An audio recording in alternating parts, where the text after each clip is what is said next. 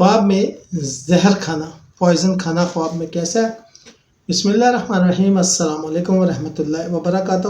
خواب میں زہر کھانا ایک پریشان کن خواب ہے جو مختلف منفی تعبیرات رکھتا ہے، جیسے کہ زہر کھانے کا عمل دیکھنا، یعنی کہ آپ خود زہر کھا رہے ہیں تو زندگی میں آنے والی شدید مشکلات کی طرف اشارہ ہے۔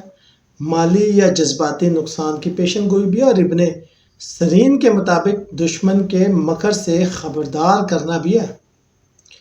زہر کھانے کے بعد خود کو مرتے دیکھنا کسی بڑے خطرے یا ناگہانی آفت کی طرف اشارہ ہے۔